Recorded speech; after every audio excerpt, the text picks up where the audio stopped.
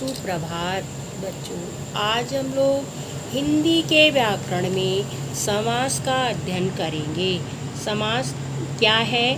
देखिए, जब दो या दो से अधिक पद मिलते हैं और उन दोनों पदों के मिलने से एक नया पद का निर्माण होता है, उसे समास कहते हैं। समास को सामासिक पद भी कहते हैं। समास के मुख्य 6 भेद होते हैं, जिसमें पहला होता है द्वंद्व समास। द्वंद्व समास में की पहचान कैसे करेंगे आप लोग? इस समास में दोनों शब्द जो हैं वह एक दूसरे के विलोम या एक दूसरे के पूरक होते हैं, वहाँ पर द्वंद्व समास होता है। जैसे देखिए, जैसे कि माता पिता, रात दिन, ये दोनों आपस में दोनों प्रधान हैं और एक दूसरे के पूरक भी हैं, इसलिए इसमें द्वंद्व समास होता है।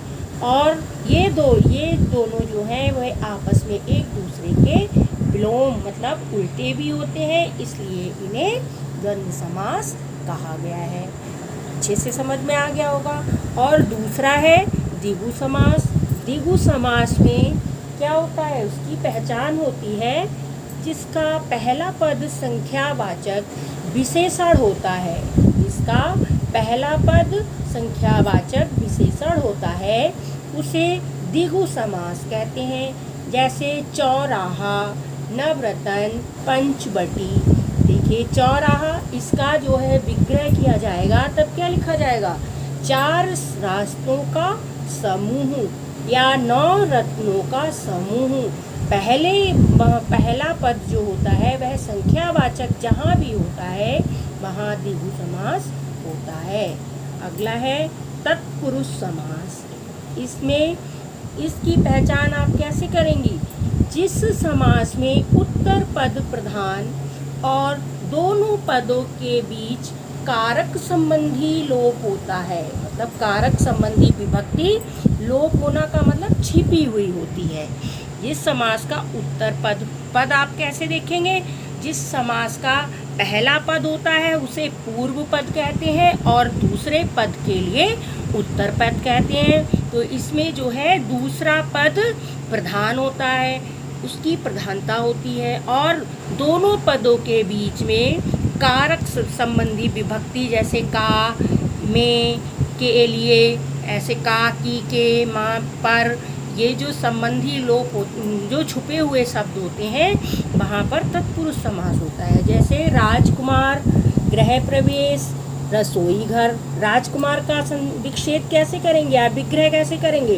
राजा का कुमार, गृह प्रवेश, घर में प्रवेश, रसोई घर, रसोई के लिए घर। रसोई का मतलब खाना बनाने के लिए जो घर होता है उसे रसोई घर कहते हैं। अगला होगा अव्ययी भाव समास।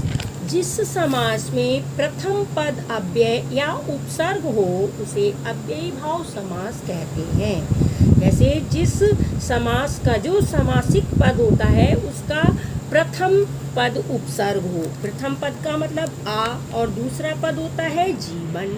तो पहला पद जिसका अव्यय हो या उपसर्ग हो उसे क्या कहते हैं? अव्ययी भाव।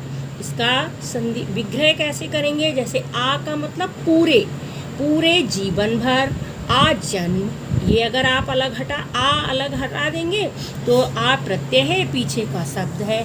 आ जन्म से लेकर गांव गांव मतलब प्रत्येक गांव में। अगला है कर्मधारय समास।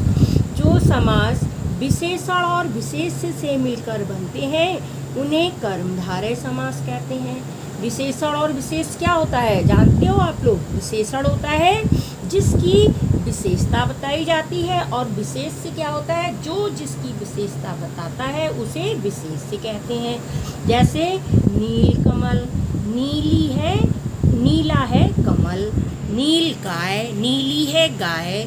स्वर्ण कलश, सोने का है कलश। महावीर, जो महान है वीर उसे कहते हैं महावीर। ऐसे आप लोग कर्मधारय को पहचान करेंगे। अगला है बहुप्रिय समास, जिस समास में दोनों पद का अर्थ विशेष होता है उसे बहुप्रिय समास कहते हैं। दोनों पद मतलब प्रथम पद और उत्तर पद, दोनों पद का जो मिला के अर्थ निकलता है और वह अर्थ विशेष होता है, मतलब किसी की विशेषता बताई जाती है, उसे बहुप्रिय समास कहते हैं। जैसे चक्रपाणी, चक्र पाणी माने हाथ, हाथों चक्र है हाथ में जिसके, कौन है? विष्णु। नीलकंठ, नीला है कंठ जिसका, जैसे शंकर अर्थात शंकर। दशानन, आनन माने मुख, दस है मुख जिसके अर्थात रावण। गजानन, गज माने हाथी, आनन माने मुख, हाथी के समान मुख वाले अर्थात गणेश। ये चारों लोग विशेष हैं, इनकी विशेषता बताई गई है, इसलिए यहाँ पर बहुप्रिय समास होता है।